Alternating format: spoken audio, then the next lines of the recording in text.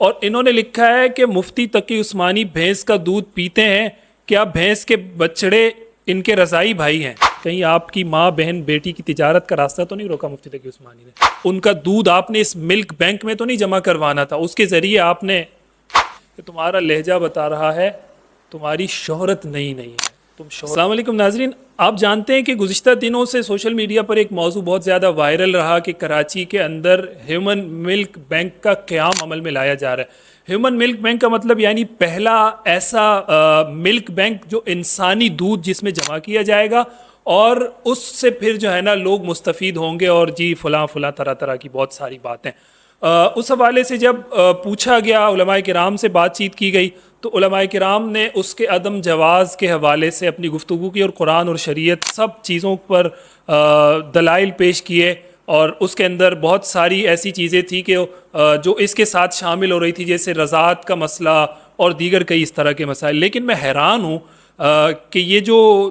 اب میں کیا کہوں، مطلب ان کو 2 ٹکے کا کہا جائے یا 1 ٹکے کا کہا جائے، یا 1 ٹکے کے بھی یہ پورے نہیں ہوتے۔ یہ ایک صاحب ہیں میرے سامنے، ان کی ایک جو ہے نا یہ پوسٹ آئی فیس بک کے اوپر،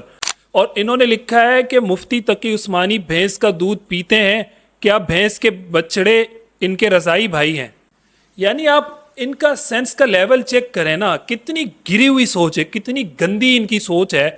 اور یہ کوئی لکھنے کی بات ہے؟ مفتی تقی عثمانی پوری دنیا میں عالمی ایک شہرت یافتہ اور عالمی طور پر ایکسیپٹڈ ایک عالم دین ہے، ان کو ہر مسلک ہر مذہب کا آدمی مانتا ہے، پوری دنیا میں مانتا ہے، اور انہوں نے پورے دلائل کے ساتھ اس پر بات کی، اور ان کی طرف سے ایک فتویٰ جاری کیا گیا، اور یعنی اس میں بہت ساری چیزیں بیان کی گئی۔ اب اس کو آپ دیکھیں، مطلب بعض اوقات بلینک ہو جاتا ہوں میں، یقین کریں، میں ایسے ابھی خواہ وہ کبھی آپ نے سنا ہوگا نا قومی اسمبلی میں بات ہوتی ہے، پچھلے دنوں بھی وہ پیپلز پارٹی کے قومی اسمبلی کے رکن بات کر رہے تھے، تو انہوں نے غیر مہذب الفاظ کا استعمال کیا، تو اسپیکر آگے سے کہتے کہ جی یہ الفاظ ایکسپنج کر دیے جائیں۔ تو اب میں آپ کے سامنے ان کو کیا کہوں، مطلب وہی کہوں گا جو پیپلز پارٹی کے اس رکن قومی اسمبلی نے خواجہ آصف کو مخاطب کرتے ہوئے کہا تھا کہ جی ہم وہ اٹھا کے اسمبلی میں نہیں پہنچے۔ تو یہ مجھے لگتا ہے کہ یہ وہی ہے، کیونکہ یہ کوئی کرنے والی بات نہیں ہے کہ آپ یہ کہہ دیں جی کہ مفتی تقی عثمانی بھینس کا دودھ پیتے ہیں، تو کیا بھینس کے بچڑے ان کے رضائی بھائی ہے؟ اللہ کا خوف کرو یار، کوئی عقل کو ہاتھ مارو، اگر نہیں ہے تو پھر یہ کام نہ کرو کم از کم جو تم لوگ کر رہے ہو۔ اتنا مطلب اس لیول کا بغض خواہ مخواہ کا فضول کا، یہ تو بالکل سمجھ میں نہیں آنے والی بات ہے، اور اس پہ کئی لوگ مطلب طرح کی الٹی سیدھی باتیں کر رہے ہیں۔ یہ تو ایک میرے سامنے آ گئی تو اس بیچارے کا آپریشن ہو گیا، اور بھی پتہ نہیں کتنے لوگ جو ہے نا ایسی فضول گھٹیا بکواس، سب مطلب اس میں بکواس کو 100 مرتبہ ایڈ کرتے ہیں، آپ ایسی گندی باتیں کرتے ہوں گے جس کا نہ کوئی سر نہ کوئی پیر، کچھ بھی نہیں، وہ جی بھینس کے رضائی بھائی، بس جو منہ پہ آیا وہ کر دیا۔ مجھے لگتا ہے اب جب آپ نے اتنا کہہ دیا تو مجھے اتنا حق ہے کہ میں آپ کے بارے میں اتنا کہہ دوں کہ کہیں آپ کی ماں بہن بیٹی کی تجارت کا راستہ تو نہیں روکا مفتی تقی عثمانی نے؟ کہ آپ یہ کام تو نہیں کرنا چاہتے تھے وہاں جا کر؟ ان کا دودھ آپ نے اس ملک بینک میں تو نہیں جمع کروانا تھا؟ اس کے ذریعے آپ نے پیسہ اور ڈالر تو نہیں کمانا تھا؟ کیونکہ آج کل ہم دیکھ رہے ہیں کہ آپ لوگوں کا یہی ایک کام رہ گیا سوشل میڈیا پہ، ڈالر، پیسہ، اور بس بڑی گاڑی بڑا بنگلہ، اور وہ ایسے ہی آئے گا، اس کے علاوہ تھوڑی آئے گا۔ تو مجھے لگتا ہے آپ کی تجارت کا راستہ روکا، اس لیے آپ اتنے تیش میں اور اتنے غصے میں مفتی تقی عثمانی کے حوالے سے یہ بات کر رہے ہیں۔ اگر آپ کی تجارت کا راستہ نہ رکتا، آپ کے مطلب پھر آپ کو کیا ٹینشن ہوتی ہے اگر آپ کو ذاتی حیثیت میں اس سے کوئی فرق نہ پڑ رہا ہوتا؟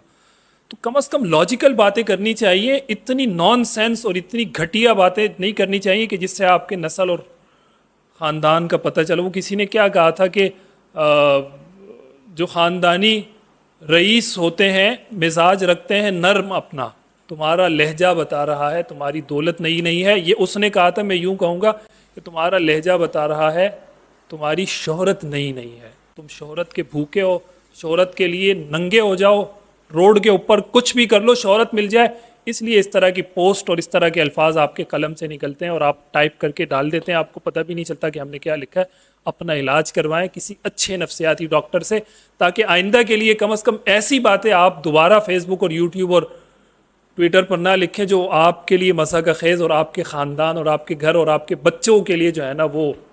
مذاق کا باعث بن جائے کہ جی تمہارا باپ تو سٹیا گیا ہے بیچارہ، وہ کیسی باتیں کرتا ہے۔